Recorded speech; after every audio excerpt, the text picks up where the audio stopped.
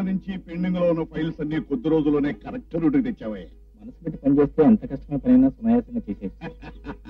Musical హారం లాంటి మాట చెప్పావయ్యా, వినసొంపుగా ఉంది. ఆ వేణుగాడు జగపతిరావు గారింట్లో గన్ను పిల్లిలాగా దూరాడు. ఆయన సింపతి విపరీతంగా సంపాదించేశాడు.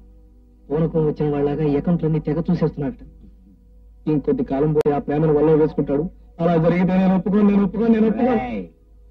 అక్కడ అకౌంట్లు లెక్కలు చూడటానికి మండపేట అమ్మేసి మెడ్రాస్ కొనే కెపాసిటీ అన్నా ఉండాలి, లేకపోతే బొబ్బర్లంక అమ్మేసి బెంగళూరు కొనే కెపాసిటీ అన్నా ఉండాలి.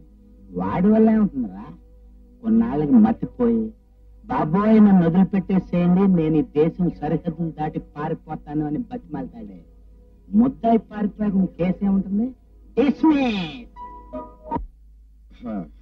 అమ్మా ప్రేమ, ఇవాళ నాకు ఒంట్లో నీరసంగా ఉంది కానీ నువ్వు ఆఫీస్కి వెళ్ళి ముఖ్యమైన వ్యవహారాలను చూసుకురామ్మా. అలాగే డాడీ.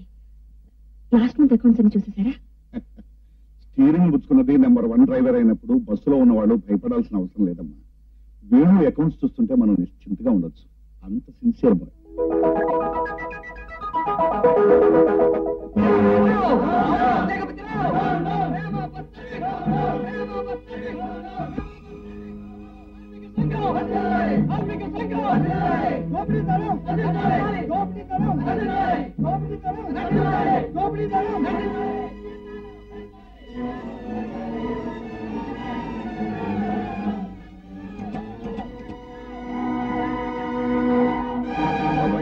నేను ఇప్పుడే ఐజీకి ఫోన్ చేస్తాను.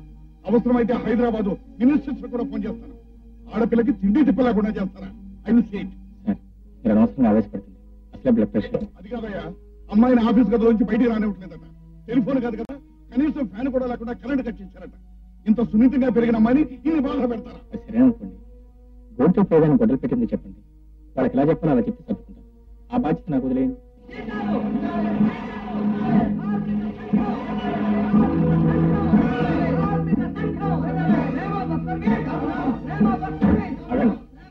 అగండి ప్లీజ్ ప్లీజ్. వెళ్ళడానికి వీలేదు. చూడండి, మీ ఊరికే కేకలు పెట్టి స్లోగన్స్ ఇచ్చినంత మాత్రం ఏం ప్రయోజనం లేదు. మీ అందరి తరఫున నేను వెళ్ళి జగపతిరావు గారితో మాట్లాడతాను. మీ కోరిక తిరిగేట్టు మీకు న్యాయం జరిగేట్టు నేను చూస్తాను. మాటిస్తాను. వేణుబాబు మాట ఇచ్చాడంటే జరిగి తీరుతుంది. అందులో తప్పకుండా.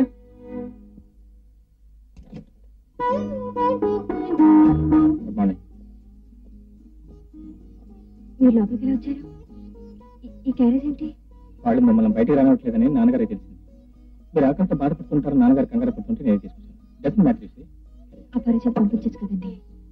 ఆ పరవను కూడా వాళ్ళు రానివ్వరు కదండి, అందుకే నేను తీసుకొచ్చాను. Don't worry about it. చాలా థ్యాంక్స్ అండి. నా కోసం మీరు ఎందుకు ఇంత శ్రమ తీసుకుంటున్నారు? ఎందుకో మీ మనసు అడగండి. ఇంకా ఏమిటి ఆలోచన? నువ్వు ముద్దడి తీర్చేయడానికి సిద్ధంగా అమ్మాయి ఉంటే నువ్వు ఇంకా గోళ్లు కొరుకుతూ వేళ్లు నవ్వులేస్తుంటావు ఏమిటయ్యా? వెంటనే బెడ్రూమ్ లో రాగేసి నీ కర్తవ్యాన్ని నిర్వర్తించు. ఏమిటండి ఆడపిల్లని గర్భవతి చేయడం అంటే కాఫీ టీ తాగిన చూపులు చెప్తారంటే? నేను కానీ బలవంతం చేశాను అనుకోండి,